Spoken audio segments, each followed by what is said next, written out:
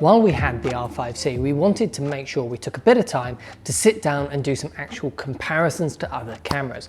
We took the R5c, the R5, the C70, the A7s Mark III, and just out of curiosity, the 1DC from 10 years ago, and put them side by side in some technical tests. We're going to be making 3 videos going through the results of those tests in different areas. This first one is on dynamic range, as we had just so many customer questions about this, so we wanted to make sure we did this one first. But then we're going to look at high ISO performance and sharpness and detail tests, so keep an eye out for those videos coming soon. For now though, let's dive straight in and look at our dynamic range tests. So we like to test dynamic range by doing an over and under exposure test.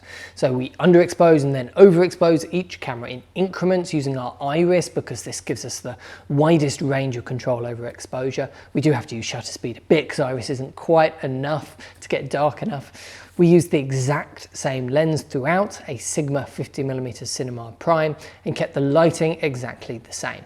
Then we try and correct the exposure either way back to look normal in resolve. And this really makes any clipping or noise problems very clear and obvious.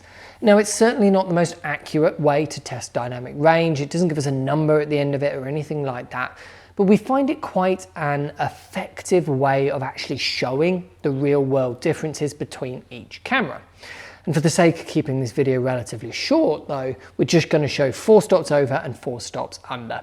Most cameras do pretty well up until then, so to avoid just repeating ourselves constantly, we're just going to focus on either end once the camera has actually reached its breaking point. So this is the R5c on the left and the R5 on the right in 8K RAW. This is 4 stops overexposed and both cameras have clipped on George's face. Perhaps there's a little bit more detail in the R5c, but it's pretty close. In underexposure though, there's a big difference. The R5 introduces a lot of magenta noise, which we just aren't seeing at all on the R5c. Canon have clearly optimized this 8K RAW recording option in the R5c, as this is a big improvement in shadow noise. It might not have any more detail, but it's much more usable in a real world situation, which I think makes more difference for most people. In 4K, the difference is more clear, as we're now using 2 very different codecs, oversampled XFAVC on the R5c and the oversampled 4K HQ MP4 mode on the R5. 4 stops over is still clipping on both cameras, but the R5c does look much more natural. And this will be why we saw so much of a difference between the cameras in our previous IBIS car rig tests on this channel. The R5c's XFAVC recording is just doing a better job with highlight retention overall than the 4K HQ mode on the R5. It also does a much better job in underexposure, just like we saw in the RAW modes. This time though, the R5 has gone green rather than magenta, but the R5c is still natural in terms of colour and slightly less noisy overall as well. So I think it's safe to say that the R5c has more usable dynamic range in video than the R5. Let's now put it side by side with the A7s Mark III and the C70. Now this is using the oversampled 4K XFAVC mode on the R5c, the 4K XAVC SI on the A7S, and the regular 4K XFAVC All-I in C-Log 3 on the C70. The first thing that just jumps out at me in this overexposure test is just how much more detail there is in the A7s Mark III on George's face. Looking at the graded waveforms though, the face does sit at a much lower IRE value than the other cameras, so this could just be the difference in log curves between Sony's S-Log and Canon's C-Log 3, rather than the actual sensor's dynamic range. But nonetheless, in these tests, the A7s Mark III has avoided clipping, while both the R5c and the C70 have clipped. Surprisingly though, the C70 isn't actually doing that well here. It has clipped more than the others, despite having more dynamic range on paper. Although we are in C-Log 3 rather than C-Log 2, where you're going to get the most dynamic range. What I would say though, is that the A7s Mark III does make George's skin look quite strange and plasticky when it's overexposed. This is regular exposure to show you what I mean. All 3 cameras look very similar and all 3 cameras look great. But once we overexpose and grade it back down, just think something about the A7s Mark III doesn't feel right. It feels a bit unnatural in the skin to me. Let's see what happens though when we underexpose, because now it's a very different situation. The C70 is far in the lead. It's noisy, of course it is, because it's 4 stops underexposed, but the noise levels feel much more natural than the other cameras. Both the R5c and the A7s Mark III feel much more digital and artificial once you can see their noise floors exposed like this, with quite noticeable horizontal lines of noise on both cameras. And this is that DGO technology from the C70 in full effect and making a big difference.